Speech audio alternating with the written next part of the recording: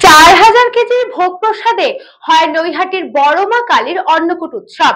এর সঙ্গে থাকছে আলুর দম, 5 রকম ভাজা, চাটনি, পায়েস ও মিষ্টান্ন। পুজো শেষে ভোগ বিতরণ। সকাল থেকে মন্দির প্রাঙ্গণে ভক্ত সমাগম।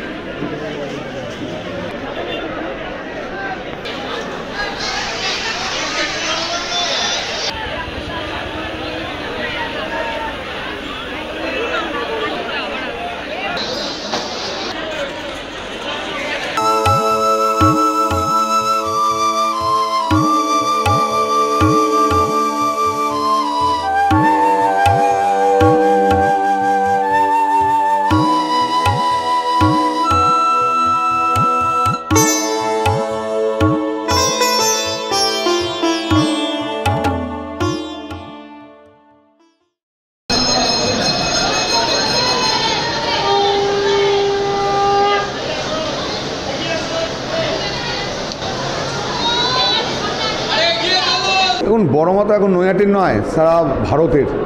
আমাদের প্রচারও হয়েছে বহুদিন ধরে অন্নকূট সম্বন্ধে। এবছর আমাদের 12 বছরে পড়ল। 2014 সাল থেকে আমরা শুরু করেছি। সেই ছোট্ট অন্নকূট আজকে বৃহৎ হয়ে গেছে এবং মানুষ আসবেই, বড়মার প্রসাদ নিতে মানুষ আসবেই, এই জন্য ভিড় হবে। সকাল থেকে মানুষ আছে, তারা দাঁড়িয়ে আছে, তারা পুজো দেখলে এবং তারা প্রসাদ নেবে। দেখুন, প্রথমেই তো আমি আপনাদের জানাই, আজকের যজ্ঞে আমরা একজনকে কথা দিয়েছিলাম। আমাদের মাননীয় মুখ্যমন্ত্রী আমার কাছে একটা ছোট্ট মূর্তি চেয়েছিল। সে মূর্তিটা বড়মার, যে আমি তো বড় জিনিস রাখতে পারবো না, ওনাকে একটা বড় ছবি দেওয়া হয়েছিল। উনি বললো, আমি তো এই বড় ছবি রাখতে পারবো না, আমাকে একটা ছোটো করে দেওয়ার জন্য। এই যজ্ঞের সময় কিন্তু সেই মূর্তিটারও পুজো করালাম, যাতে দিদি চেয়েছে দিদিকে দেওয়া যায়, কারণ আমার সবার দিদি, ওনাকে দেওয়ার জন্য পুজোটা। সেই জন্য আমি আজকে যজ্ঞে বসেছিলাম।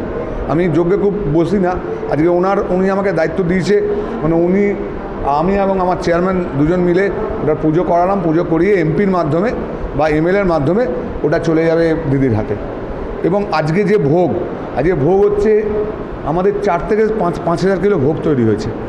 যে ভোগগুলো আমরা মানুষের মধ্যে বিলি করব, এবং কিছু কুপন আমাদের এবারে বিলি করা হয় শুধু অন্নকূটেই। কারণ প্রচুর মানুষ আছে যারা লাইনে দাঁড়াতে পারবে না, ফ্রিতে ভোগ নেবার জন্য। আমাকে অনেকে বলে যে পয়সা দিয়ে করো, কিন্তু যাতে আমরা ভোগটা পাই। সেজন্য আমরা অন্নকূটের সময় করি, মিনিমাম একটা পয়সার মাধ্যমে আমরা মানুষকে কুপন দিই, এবং তারা আমাদের শুরু হয়ে গেছে। এখন আমাদের ওই কুপনের প্রসাদ বিলি শুরু হয়ে গেছে। পোলাও আছে, আলুর দম আছে, 5 রকম ভাজা আছে, পায়েস আছে, চাটনি আছে এবং মিষ্টান্ন আছে। এবং সকাল থেকে আমাদের প্রচুর স্বেচ্ছাসেবক এবং পুলিশ আমাদের সাহায্য করেছে, যাতে মানুষ কোনো রকম অসুবিধা না হয়।